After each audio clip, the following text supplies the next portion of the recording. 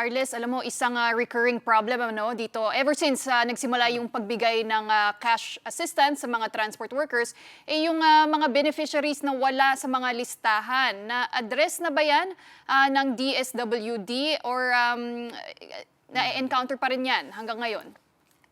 Talking about that, Puli, na-encounter pa rin yan. Kanina, kasama yan sa mga mukha ng payout na nakita natin doon. No? Kagaya na lamang yung isa kong nakausap, si Lani, na isang delivery rider actually ng dalawang transport company. Marso pa daw, nagsagot na siya nung kanilang form para nga makasama doon sa ayuda. No? Pero kanina, pag-check niya, dahil yung schedule nga, delivery riders at motorcycle taxi drivers, umaasa siya, nakasama siya doon sa listahan. Unfortunately, wala siya. No? So, iyon yung mga concern actually, Pauline. And hindi lang yan isang beses natin nakita. Hindi lamang sila niyan. Meron pang ibang mga transport group na mas madami talaga.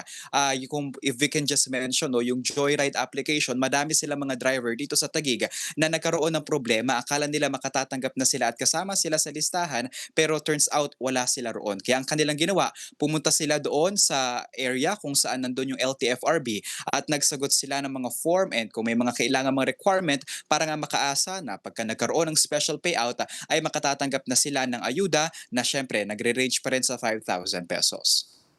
So, masasabi mo bang bumaba na yung ganyang reklamo, ang bilang, or marami pa rin, relatively the same as before?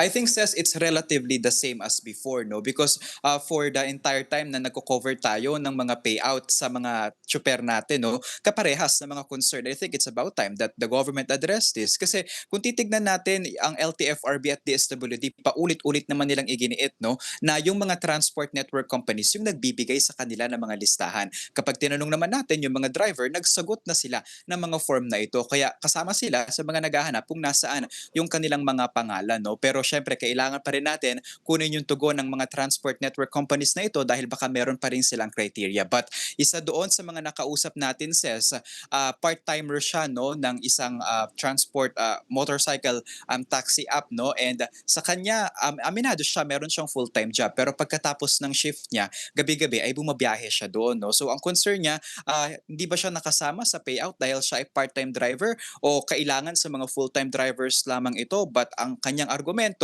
at the end of the day, nagbibigay siya ng serbisyo sa mga kumpanya na ito, no? At maliit man daw o malaki yung kanyang naipapasok na pera, still kasama siya sa mga empleyado nito na hoping at ayun nga, no, talagang nagsubok kanina na makakuha ng ayuda. Mm. Arles, kasama sa mga plano ng DSWD, yung pamamahagi na lamang ng ayuda through digital payout. Ano na ba yung latest dyan? Kasi marami rin sa mga kapatid natin na transport workers yung nahihirapan pumila, napakainit sa mga payout centers. So, hindi ba mapapabilis yung pag-implement nitong digital process? I can attest, napakainit talaga kanina, Pauline at Ses. Napakatirik at tirik yung araw, no? Pero mas ramdam lang natin siguro yung uhaw at yung pawis at yung pagkagusto talaga ng mga kapatid nating tsuper na makakuha na talaga ng ayuda. And doon sa update ng DSWD, kung magiging digital na ba yung payment, actually yung DOTR may mga modes of payment sila, no? Iba-iba. Meron through bank transfer, meron through e-wallet transfer, pwede rin sila makakuha ng ayuda or ng fuel subsidy sa pamamagitan ng fuel subsidy cards na mismo na isa-swipe na lamang nila sa mga gasolinahan. And kabukod dyan, kung malaki naman yung makukuhang pera kagaya nung nasaksihan natin sa PITX na naka-managers check na, no? Kasi doon yung naging payout ay nakadepende sa unit. Yung mga operator yung binigyan. So per unit, kung meron kang 10 unit, 10,000 yung matatanggap mo, no? But now we do not have yet an update kung nasa na nga ba yung DSWD dito, pero at least sa napuntahan natin ng mga payout cash na ibinibigay yung mga ayuda sa ating mga driver.